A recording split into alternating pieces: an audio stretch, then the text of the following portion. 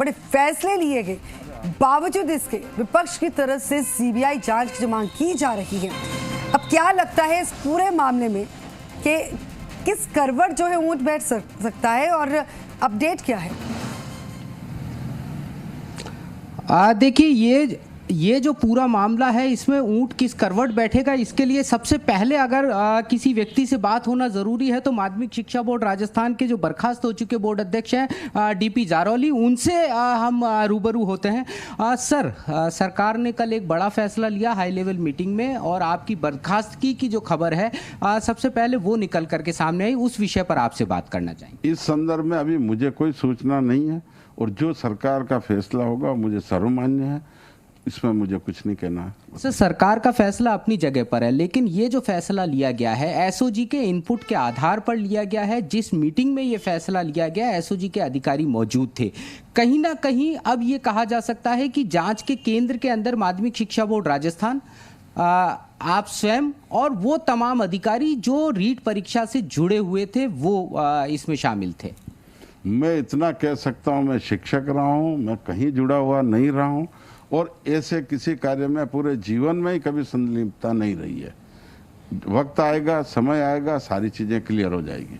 सारी चीज़ें क्लियर हो जाएंगी, लेकिन कुछ चीज़ें ऐसी हैं जिनकी जानकारी शायद केवल आपके पास में। सबसे महत्वपूर्ण जो आरोप लग रहे हैं लगातार कि जो लोग रिटायर्ड थे उन अधिकारियों को इस कार्य में लगाया गया, उसके साथ साथ प्राइवेट व्यक्ति को ये जिम्मेदारी दी गई। जयपुर जैसी महत्वपूर्ण जगह पर जहाँ शिक्षा संकुल है, वहाँ जिसके स्ट्रांग रूम से पेपर आउट हुआ, उस जगह की जिम्मेदारी एक प्राइवेट व्यक्ति को दिया जाना। नहीं, उस जगह की जिम्मेदारी हमने नहीं दी है। हमने हर जिले में जिला समन्वयक बनाए और बड़ा जिला होने से या 4 जिला सह समन्वयक भी बनाए, वो सारे गवर्नमेंट के थे और इन सभी की जिम्मेदारी रहती है और जिला परीक्षा संचालन समिति की रहती है।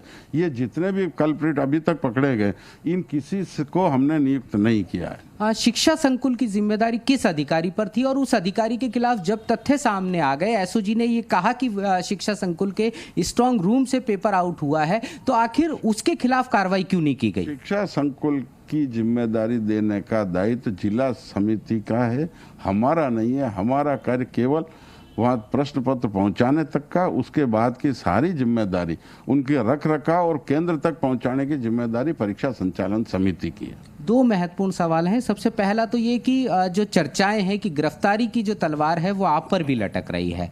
कुछ बड़े नामों का खुलासा केवल आपके माध्यम से हो सकता है, इसमें कितनी सच्चाई है? इसमें मुझे कुछ पता नहीं है।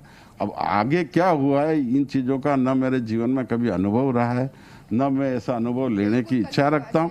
शिक्षक रहा हूँ, कई परीक्षाएं कराई है, आज तक मैंने शुचिता से कराई है, इसमें भी पूरा प्रयास किया है, लेकिन जो हुआ है वो सबके सामने है। आपको लगता है कि अब इस परीक्षा को निरस्त कर दिया जाना चाहिए? ये राजनीतिक फैसले अब क्या होंगे, जब आप कह रहे हो बर्खास्त कर दिए, तो इस पर मुझे कुछ कहने का अधिकार ही नहीं है। एक जो सवाल बाकी रह जाता है कि जितने लोग इस पूरे नेक्सस में इन्वॉल्व हैं, आपको लगता है एक राजनीतिक संरक्षण भी था इन तमाम लोगों के पास?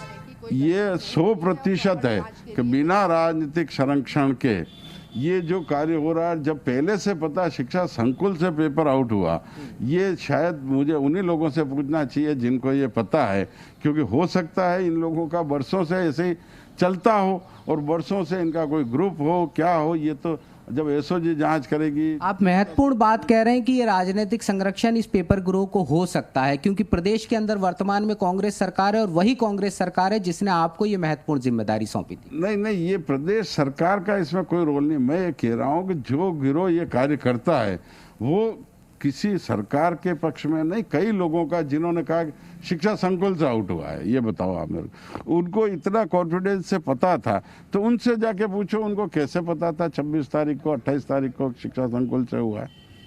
ये कह रहा हूँ मैं।